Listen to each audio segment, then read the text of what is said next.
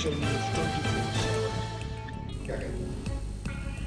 देखिए, स्वाभाविक तौर पे हिमाचल के संदर्भ में अगर हम बात करें तो हिमाचल में जो चुनाव था वो देश के लिए भी था, लोकसभा का चुनाव के लिए भी वोट डाला लोगों ने।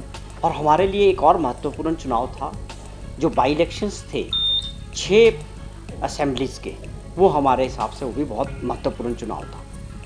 ये ठीक है कि लोकसभा में एक्सपेक्टेशंस जो थी हमारी, उसके हिसाब से रिज़ल्ट नहीं आए। हम चारों जगह चुनाव बहुत अच्छा हो रहा था। चुनाव कार्यकर्ता, कैंडिडेट्स और कांग्रेस के नेता सब मिलके एक उम्मीद थी कि एटलीस्ट मंडी और शिमला में हमें उम्मीद ज़्यादा थी। वो क्यों नहीं हो पाया, उसके पीछे क्या कारण रहे, इसको लेके पार्टी जो है समीक्षा करेगी, इसकी जानकारी लेगी, फीडबैक लेंगे हर जगह से, कार्यकर्ताओं से, कांग्रेस पार्टी की ब्लॉक कांग्रेस कमेटी से, जो चुनाव लड़े प्रत्याशी उनसे, जो ऑब्जर्वर लगे थे उनसे, सबसे बातचीत करके इस बात का पार्टी प्लेटफॉर्म पे ज़रूर इस पर चर्चा हो। जहाँ तक मैंने जिक्र किया कि बाई इलेक्शंस हमारे लिए बहुत ज़रूरी थे।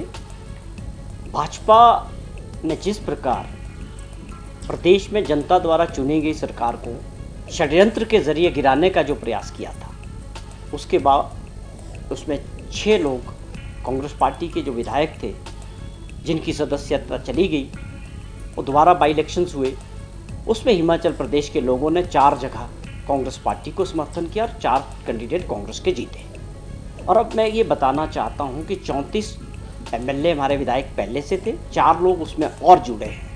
तो हमारी जो संख्या है हिमाचल प्रदेश विधानसभा के अंदर 38 हो गई है। और जो स्ट्रेंथ है इस वक्त हाउस की, वो 65 है, क्योंकि 3 लोगों ने जो निर्दलीय थे उन्होंने अपना रेजिग्नेशन दिया और माननीय स्पीकर साहब ने उनका रेजिग्नेशन 2 दिन पहले स्वीकार किया।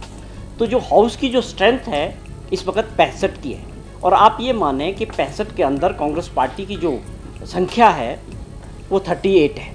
तो मैं ये जानना चाहता हूँ विपक्ष के नेताजी से, जो जयराम ठाकुर जी बार बार इस बात का जिक्र करते हैं कि सरकार स्थिर नहीं है।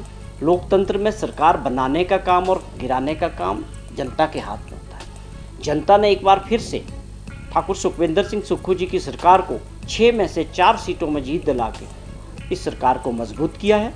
और जनता की मंशा है कि ये सरकार 5 साल लोगों की सेवा करे, मजबूती से मुख्यमंत्री जी इसको लीड करें।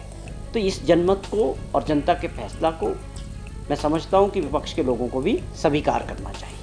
ये 2 अलग अलग बातें हैं। जयराम जी को षड्यंत्र करके मुख्यमंत्री बनना है, अब बोलते नैतिकता करके चुनाव में वापसी करनी है, वो पॉसिबल नहीं है। आपको मुख्यमंत्री बनने के लिए पूरा इंतज़ार करना पड़ेगा 2027 का। फिर जनता की अदालत में जाएंगे, उनका फैसला क्या होगा। 27 के बाद प्रदेश का मुख्यमंत्री कौन होगा, ये प्रदेश की जनता तय करेगी। आप डेस्परेट हैं, लेकिन आपके डेस्परेट होने से बदलने वाला कुछ नहीं।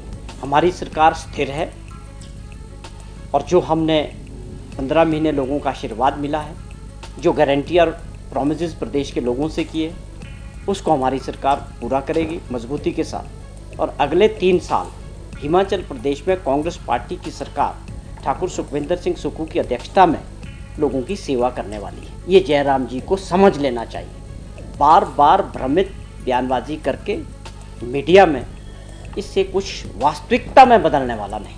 हिमाचल न्यूज़ 24